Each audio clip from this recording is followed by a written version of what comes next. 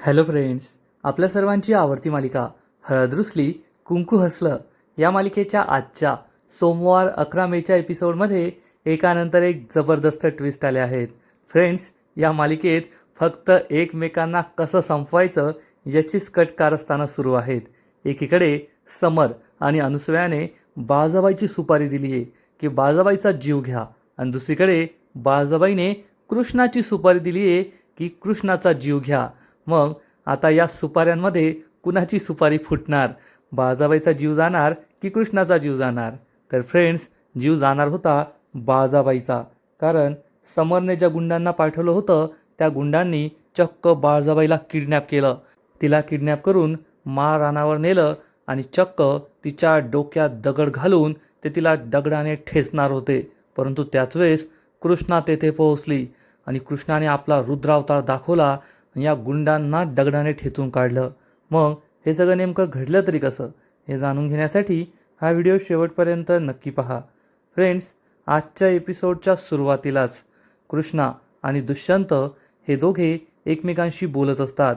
कृष्णा दुष्यंतला सांगते, दुष्यंत सरकार, आपल्याला सगळ्यात आधी गावकऱ्यांच्या जमिनी त्यांना परत कराव्या लागणार आहेत. दुष्यंत सांगतो, हो कृष्णा, आणि त्यासाठी आईच्या रूममध्ये एक ट्रंक आहे. त्या ट्रंकमध्ये गावकऱ्यांच्या जमिनीबद्दल सगळी कागदपत्र ठेवलेली आहेत. आपल्याला त्या ट्रंकची चावी मिळवावी लागेल आणि ती कागदपत्र मिळवावी लागतील. कृष्णा म्हणते, होय, ते काम मी करेल, पण तुम्हाला दुसरं काम करावं लागेल. तुम्ही गावामध्ये जा, गावातील लोकांना विचारा की त्यांच्या कोणकोणत्या जमिनी बाळजाबाईने लुटल्या आहेत. मग आपल्याला तो सगळा हिशेब मांडता येईल. दुष्यंतला सुद्धा हे पटतं. आणि इकडे बाळजाबाई ही खूप चिडलेली असते आणि म्हणते, कृष्णे, तू माझं सगळं हिरावून घेतलंस, आता मी तुझा जीव तुझ्याकडून हिरावून घेणार, मी तुला काही सोडणार नाही.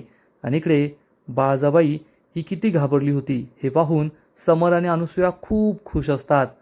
समर सांगतो, जसं आपल्याला वाटलं ना, अगदी तसंच घडलं. सगळा संशय गावकऱ्यांवर गेला आणि आता खुनाचा संशयसुद्धा गावकऱ्यांवरच जाईल. अनुसया सांगते, पण हे सगळं कुणी केलंय? आपल्याला तर ठाव आहे ना. समर हसू लागतो. समर आणि अनुसयाला आठवतं की थोड्या वेळ आधी समर हाच ही धमकीची चिठ्ठी घेऊन अंगणात गेला होता आणि तेथे एक दगड गुंडाळून त्याने ही धमकीची चिठ्ठी बाळजाबाईच्या खोलीमध्ये फेकली होती आणि मग तेथून पळून गेला होता. समर सांगतो, हे सगळं तर आपण केलं, पण ती बाळजाबाई कधी मारायची? तर अनुसया त्याला समजावून सांगते, थोडा धीर धर, उद्याच आपण हे काम करायचं. उद्या संध्याकाळपर्यंत बाळजाबाईच्या मरणाची बातमी यायला पाहिजे. समर म्हणतो, येईल आई येईल, तू टेन्शन घेऊच नको. म्हणजे आता समर आणि अनुसयाने ठरवलंय की आता बाळजाबाईचा खेळ काहीही करून संपवायचा. रात्र झालेली असते. बाळजाबाई तिच्या रूममध्ये झोपलेली असते आणि तेवढ्यात कृष्णा गुपचूप बाळजाबाईच्या रूममध्ये येते. ट्रंकमध्ये असलेले शेतकऱ्यांची कागदपत्र चोरण्याचं त्याने ठरवलेलं असतं. बाळजाबाई झोपली आहे हे पाहून कृष्णा तिच्या जवळ येते आणि तिच्या उशाखाली असलेल्या चाव्या चोरण्याचा प्रयत्न करते. पण तेवढ्यात बाळजाबाई ही कूस बदलते. कृष्णा लपून खाली बसते, पण तिला चाव्या सापडतात. कृष्णाला आनंद होतो, पण तेवढ्यात बाळजाबाईला स्वप्न पडतं की अनुसया तिचा गळा दाबतीये. बाळजाबाई झोपेतच ओरडू लागते, सोड अनुसया सोड, माझा गळा नको दाबू, सोड. कृष्णाला समजतं की बाळजाबाई आता झोपेतून उठणार आहे आणि कृष्णा ही चावी घेऊन रूमच्या बाहेर निघून जाते. तेवढ्यात बाळजाबाई झोपेतून उठते. आजूबाजूला पाहते तर तिला समजतं, हे सगळं माझं स्वप्न होतं. सगळेच माझ्या जीवावर उठले आहेत, पण मी काही जीव सोडणार नाही, असा विचार बाळजाबाई करते. आणि मग दुसरा दिवस उजाडतो. समर आणि अनुसया हे दोघे गार्डनमध्ये अंगणात बसलेले असतात आणि समर कुणाच्या तरी फोनची वाट पाहत असतो. अनुसया विचारते, समर, काम कुठपर्यंत आलं?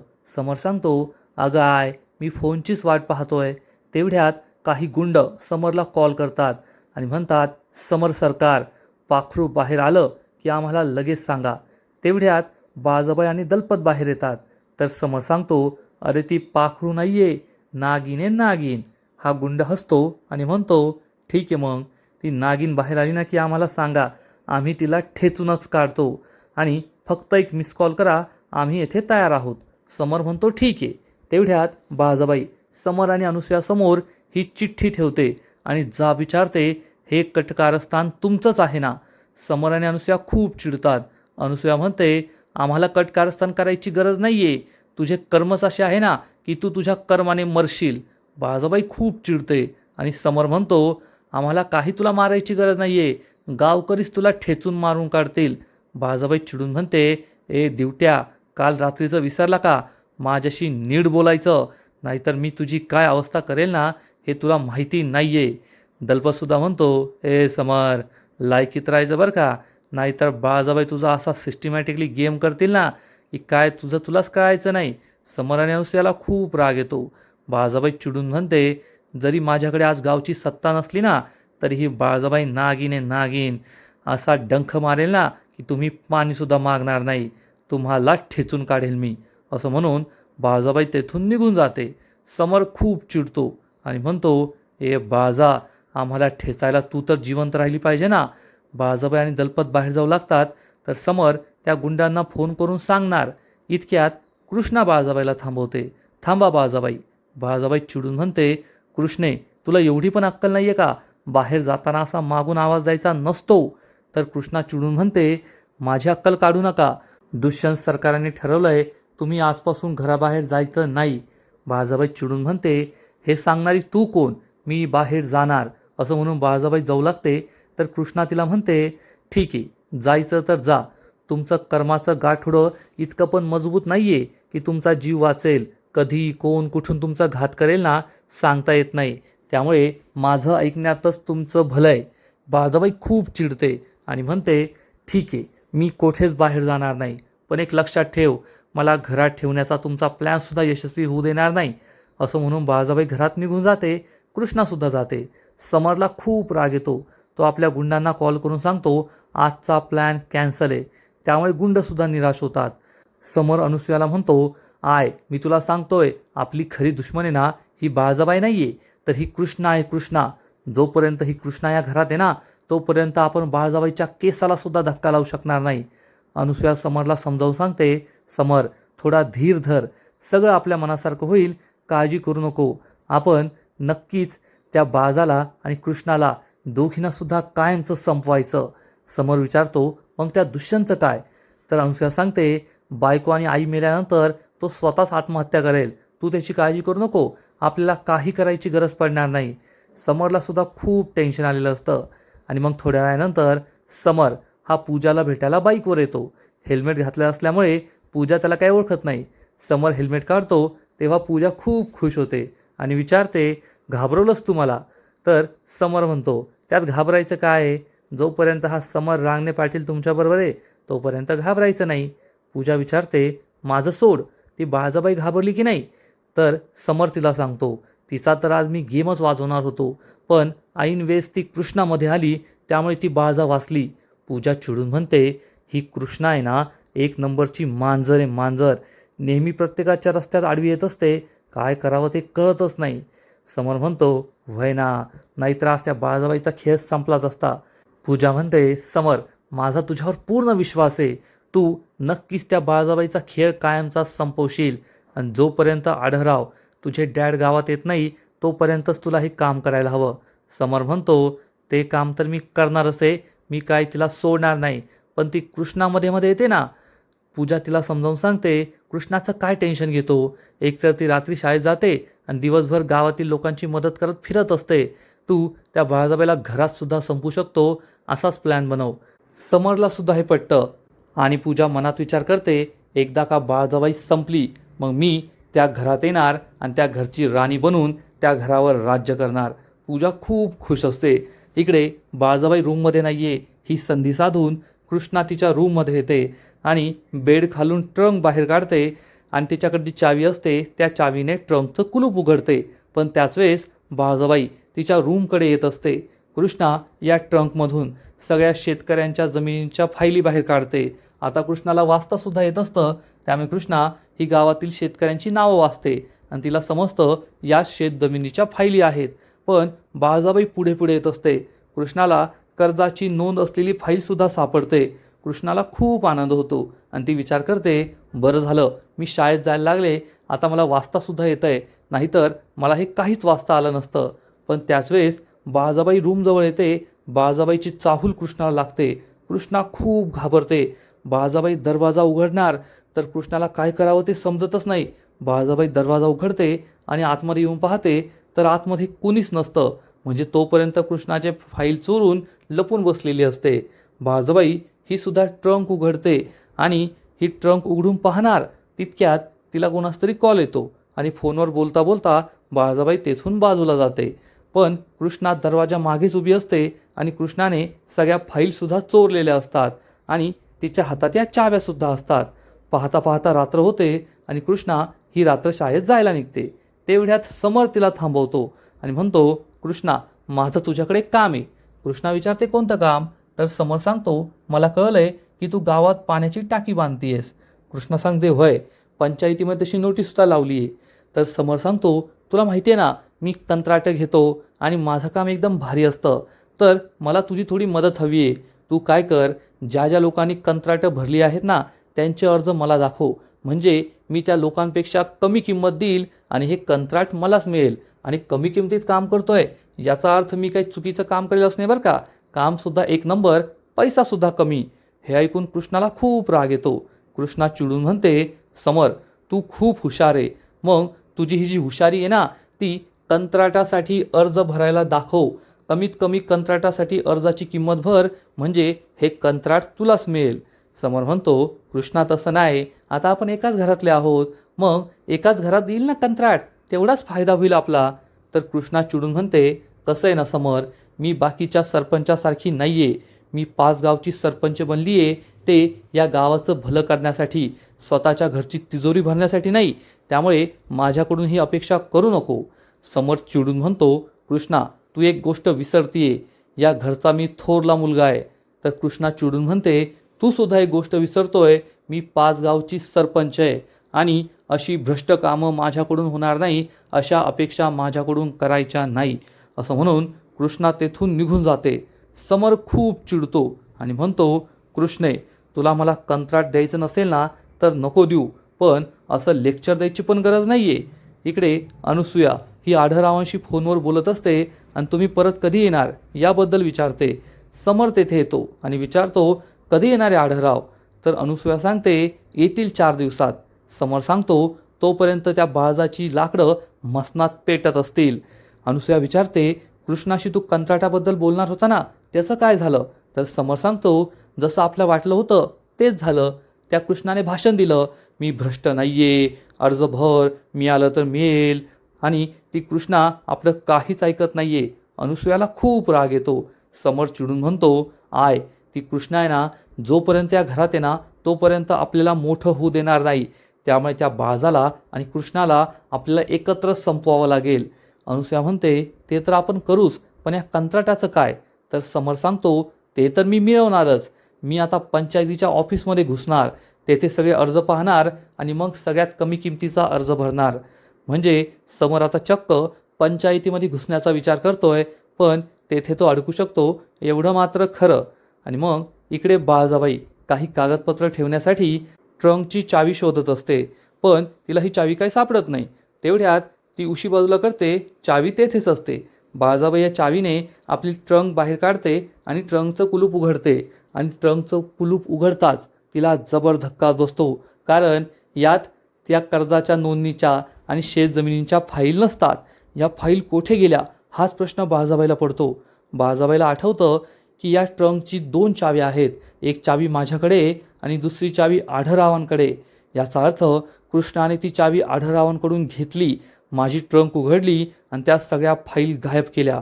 बाळजाबाईला खूप राग येतो. बाळजाबाई चिडून म्हणते, कृष्णे, तू काही सुधारायची नाही. तू मला लय मोठा धोका दिलाय.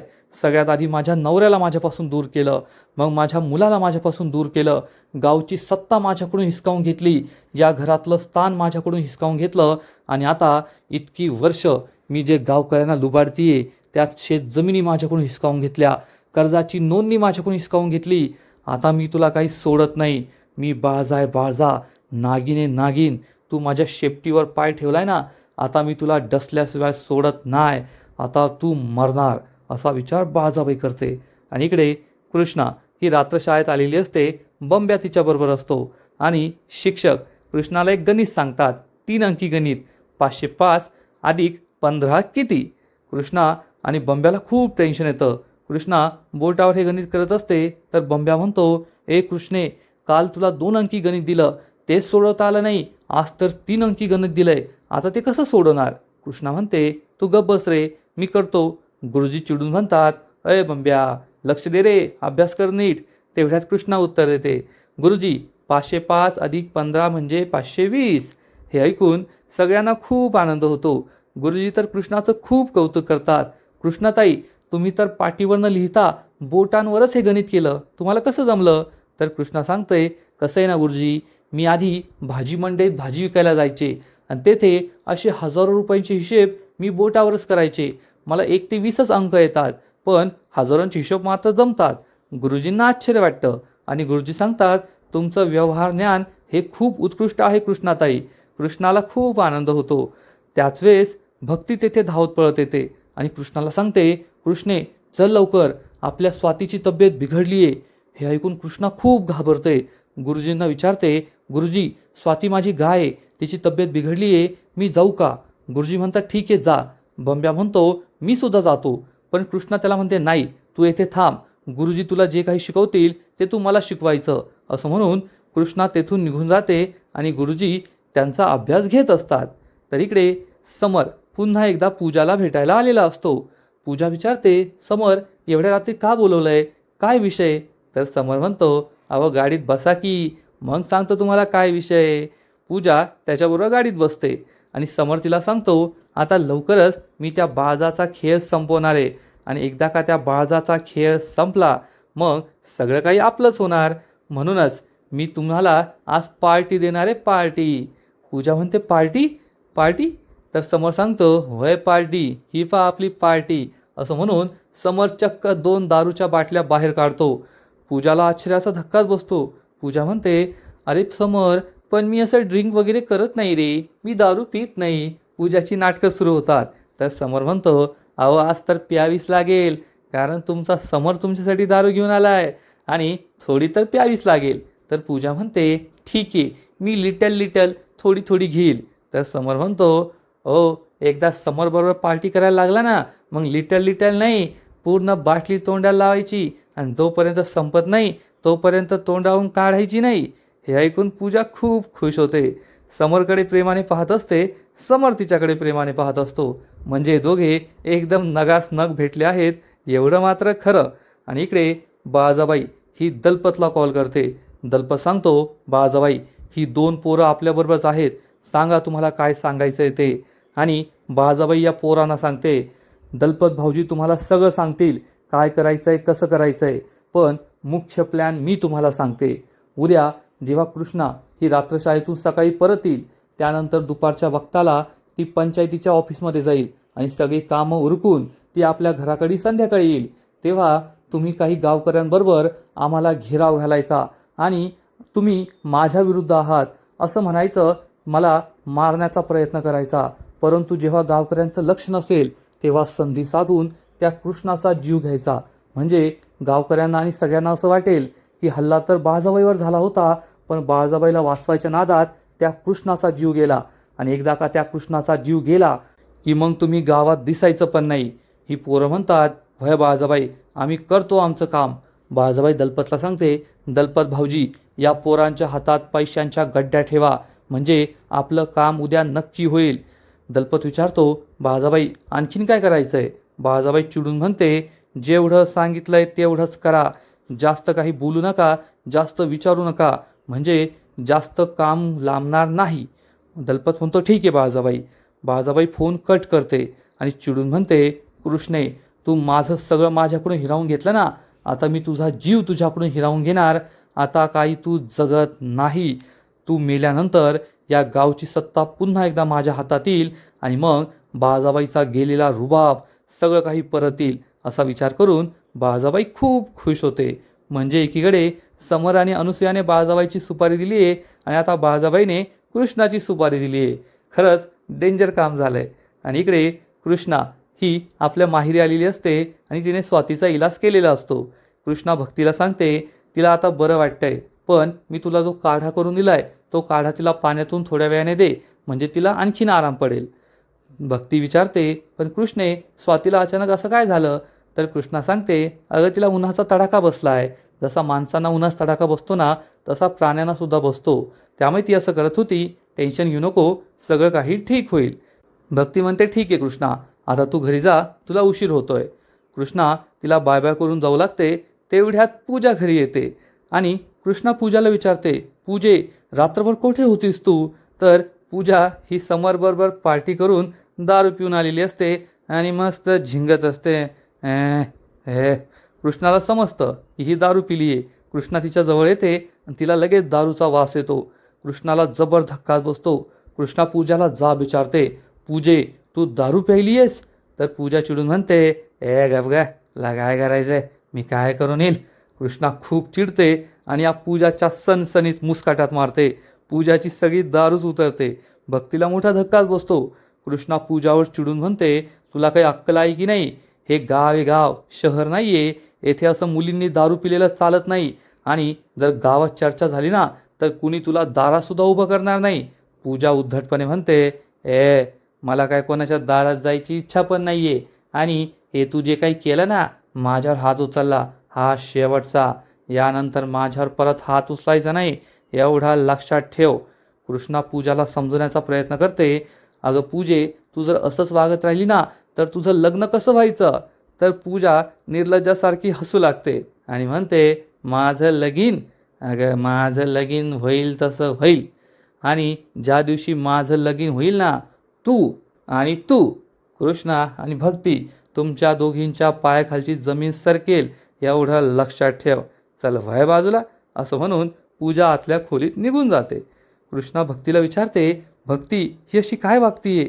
भक्ती चिडून म्हणते, जाऊ दे ना कृष्णे, सोड तिचा विषय. मी तर आधीच तिच्याशी बोलणं टाकलंय आणि तिला काही बोललं ना तर ते आईला सहन होत नाही. ती आपल्यालाच मारहाण करते, म्हणून ती तिच्या कर्माने मरेल. ती कोठे जाते, काय करते, आपण लक्ष देत नाही. तू सुद्धा लक्ष देऊ नको. कृष्णा म्हणते, ठीक आहे. कृष्णाला मात्र पूजाचं टेन्शन आलेलं असतं आणि आजचा एपिसोड येथेच संपतो. फ्रेंड्स, हळद रुसली, कुंकू हसलं या मालिकेचा आजचा एपिसोड खरंच खूप भारी होता. खूप इंटरेस्टिंग होता. आता 2-2 सुपाऱ्या फुटणार आहेत. पहिली बाळजाबाईने कृष्णाची दिली आहे ती आणि दुसरी समरने बाळजाबाईची दिली आहे ती. मग आता या दोन्ही सासूसुना एकत्र ढगात जातात की दोघी वाचतात, हे पाहायला खूप इंटरेस्टिंग असणार आहे. तर फ्रेंड्स, हळद रुसली कुंकू हसलं या मालिकेचा आजचा एपिसोड तर भारी होता, पण पुढील एपिसोड आणखीन भारी असणार आहे. पुढील एपिसोडमध्ये आपण पाहू, समर हा आपल्या मारेकऱ्यांना घरी पाठवणार, बाळजाबाईच्या घरी, आणि तेथून बाळजाबाईला उचलायला सांगणार. आणि समर विचार करेल, आज काही झालं तर या बाळजाबाईचा खेळ खल्लास झालाच पाहिजे.